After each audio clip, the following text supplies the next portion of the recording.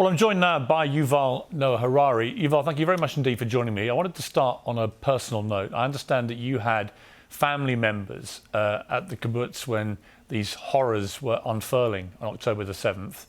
How are they? And tell me about what they experienced. Well, my aunt and uncle live in kibbutz Be'eri, which is one of the communities that was attacked and occupied by the Hamas terrorists. My aunt and uncle, he's 100 years old and my aunt is 90 years old, they hid in their house as terrorists went systematically from house to house in their kibbutz and tortured and executed and murdered people, their neighbors and friends, in the most horrific ways. They somehow survived, and they and tens of thousands of other Israelis from the border region are now refugees inside in Israel. I mean, a horrific experience, as so many experienced on that day. I've been debating on this show ever since about what constitutes a proportional response by Israel. I'm sure that you've wrestled with that too. What have you concluded? What is the correct response here for Israel to retaliate or exact revenge or just to defend themselves, however you want to categorize it? What is the best way for Israel to do this?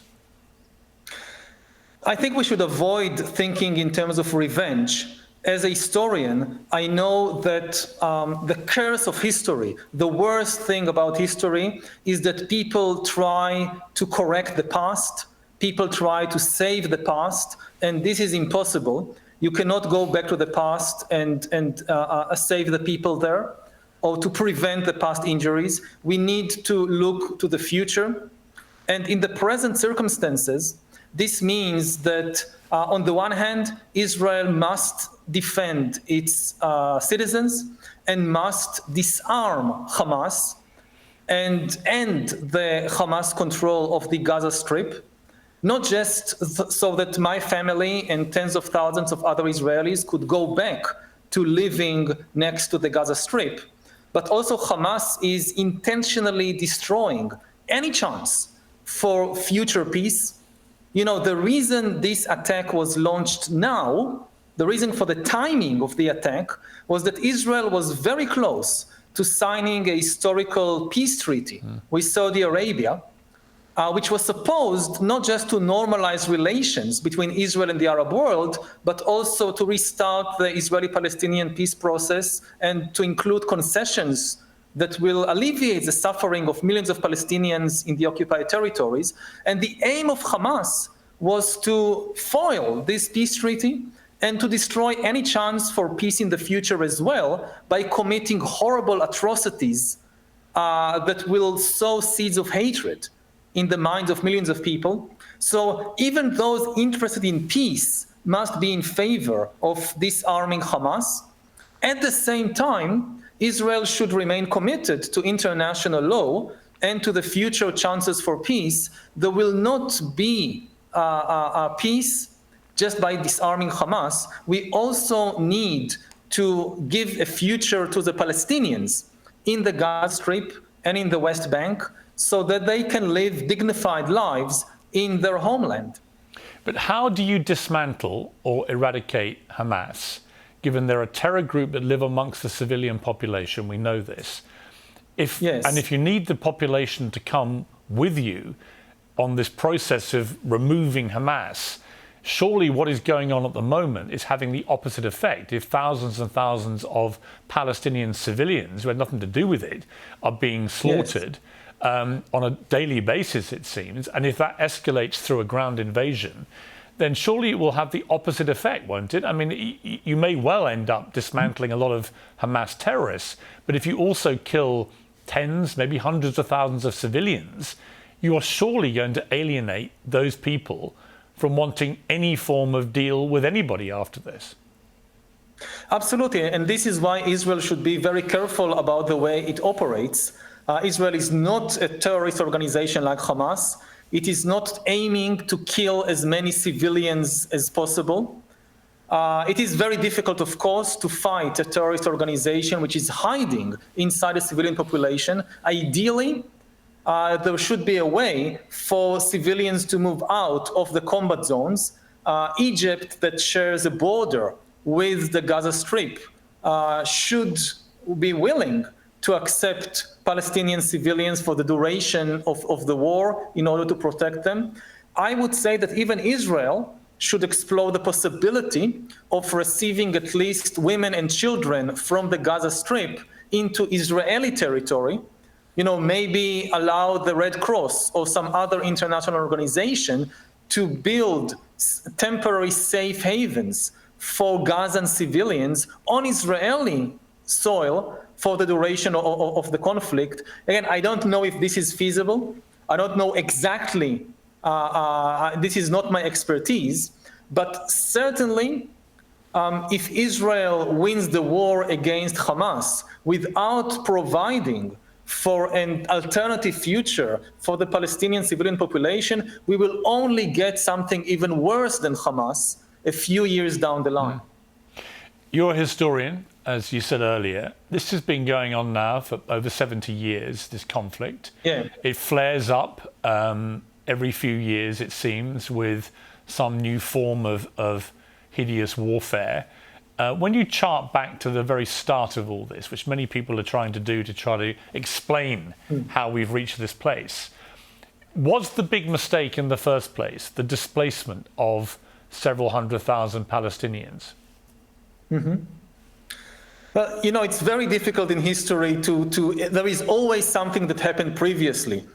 People think about history as a chain of events, but there is always a link before the first link. And even more importantly, it's not a chain, it's a system of roots. Every event in history usually have a lot of different contributing effects. And people, for instance, talk a lot these days, and for many years, and for good reasons, about the suffering of hundreds of thousands of Palestinians who lost their homes in 1948. Few people know that as a result of the 1948 war, also hundreds of thousands of Jews lost their homes in retaliation for the war. Jewish communities all over the Middle East, in Arab countries, in Egypt, in Iraq, in Yemen, in Syria, who lived there for hundreds, sometimes thousands of years, and had nothing to do with the war. They were driven out. Hundreds of thousands of Jews, the largest group of people now living in Israel are Jews that were expelled as refugees as a result of the 1948 war. Now, does this justify what happened to the Palestinians? No. Does this justify the Israeli occupation and the mistreatment of Palestinians there? Absolutely not. And we shouldn't use historical injuries to justify more injuries. But the thing is that it's very difficult to understand the root causes of complex historical conflicts. And the key message should be, don't try to go back to the past and change it. This is impossible. Focus on the future. Past injuries should be healed and not used as an excuse to inflict more injuries. We've been trying this way of inflicting more and more injuries for generations. We have to stop at a certain point. And again, the key idea is, if you have to choose between justice and peace, choose peace.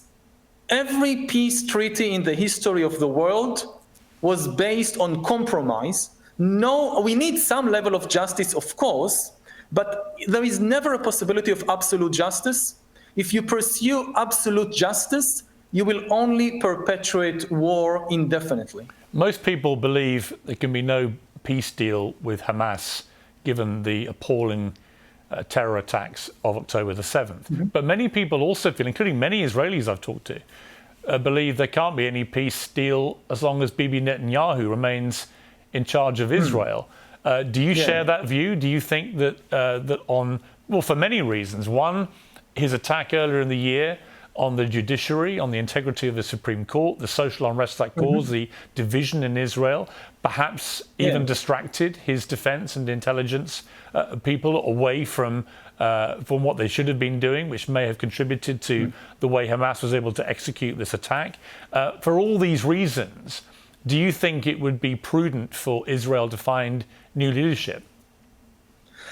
Absolutely. I mean, Netanyahu has been ruling Israel for most of the last 14 years. He has based his political career on dividing the nation against itself, on pointing a finger at particular sections of Israeli society and calling them traitors.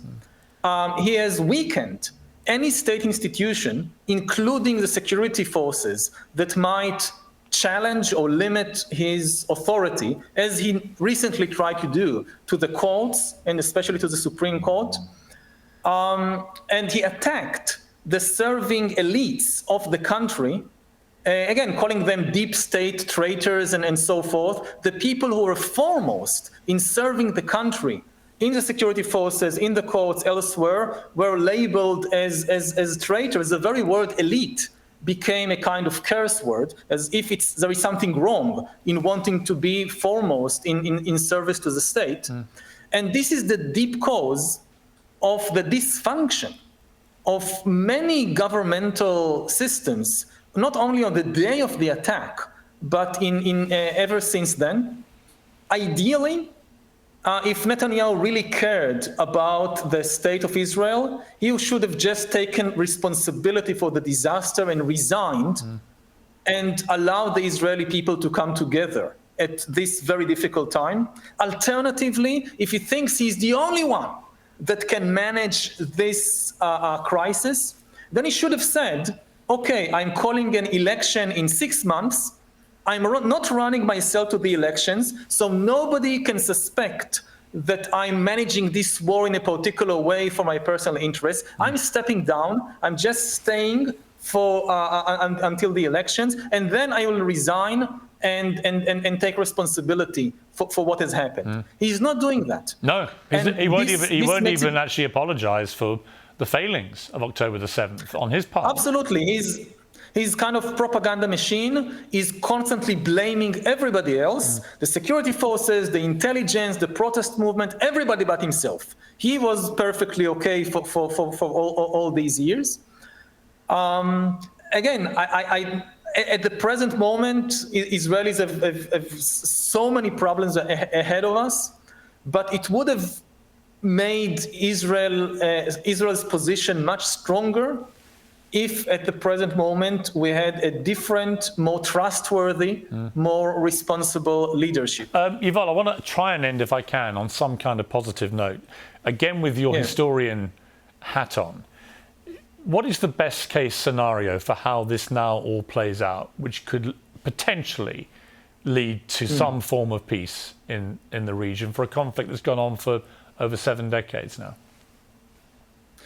Yeah, ideally, we should be able to disarm Hamas and to go back to the Saudi deal, to restart the peace process from a better position with a different Israeli leadership, which appreciates the fact that giving the Palestinians hope for the future and enabling the Palestinians to live dignified lives and to have their own state in their homeland is in Israel's best interest. It's not a concession we are making for others. This is something for our future as well. Whether this is possible or not, I don't know. But what I do know from history is that at a terrible time like this, any thought of future peace and reconciliation seems utterly impossible. But many people are comparing the atrocities committed by Hamas to some of the atrocities in the Holocaust. And 7 or 8 decades after the Holocaust, now Jews and Germans are very good friends. Yes. So if this is possible, I think even Israelis and Palestinians can eventually reconcile and be friends. Yeah, and I remember the Northern Ireland conflict, and I remember people thinking that was completely intractable and there could never be peace with the the bombing campaign by the IRA and so on for decades, and there was peace. And in the end, it came down to good leadership and hard work and compromise on both sides. As you say, history tells you you have to give way. Everybody has to. You can't win everything you want to get peace. Yuval, thank you very much indeed for joining me. I appreciate it. Thank you.